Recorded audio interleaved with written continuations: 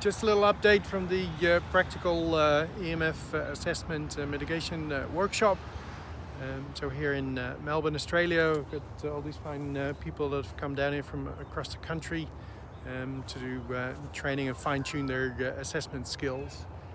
So yesterday we assessed Natasha's house.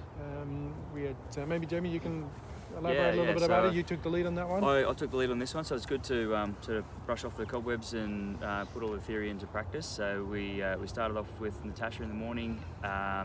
We picked up initially probably more than desirable level of magnetic field. So we did a bit of investigation around the house on the wiring, metal piping, everything we can get access to sort of try and rule out sort of stray current. And as the day progressed, we figured that it actually dissipated a fair bit as we went towards the back of the house. So it led back towards the power lines, the distribution lines sort of out the front of the house.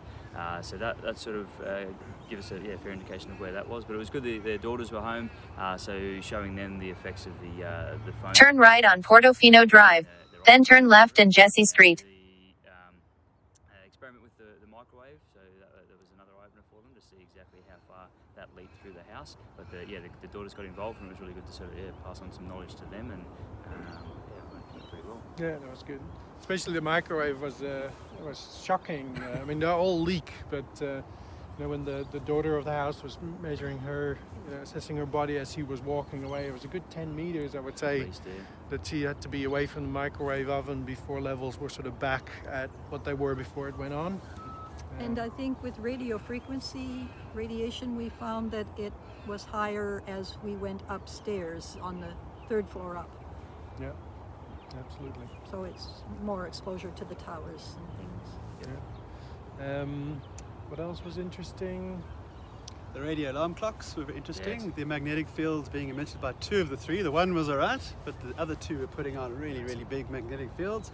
And one of the girls actually had headaches all the time, apparently. So, and that is a cause from magnetic fields from alarm clocks. So that was quite interesting. And the kids have been kept home from school to see the process, and their mom was saying how that was going to be their education for the day. That was really good to see. Yep. Yes.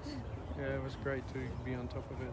I mean, And the suggestion of for the magnetic fields to monitor that overnight or for a week would be efficient to see if they drop in the night time for their sleeping environment. Yeah. So basically, I mean, radio frequency radiation was high enough where we would urge them to put shielding in, and the electric fields from the wiring in the wall, that's your common problem. And with the radio alarm clocks, I mean, magnetic fields can be a problem, but the wiring is always a problem. And so they don't really have a place in the bedroom. But in this scenario, we urge them to, basically don't invest any money just yet. Maybe we'll do a logging exercise, or we supply a meter to them that they leave in place for a while, and it records what the exposure is.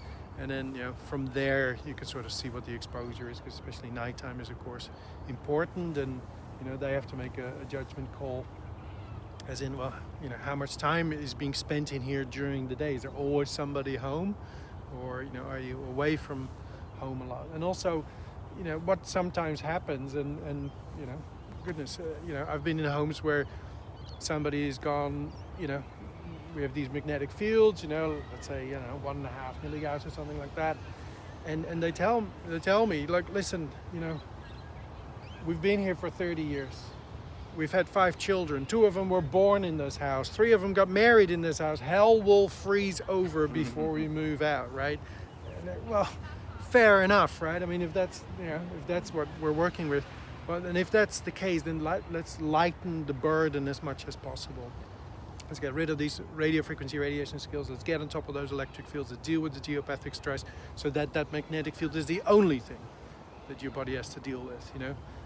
We might not like somebody staying in there long term into the future, but if moving is just not on the cards, well, then let's do what we can. All right, so off to the next one. We did do Ian and Karen's house yesterday afternoon. We'll make a little separate video about that. And now we're off to Sharon's house. So, all right, well, thanks for the interest. I hope you found it useful. All right.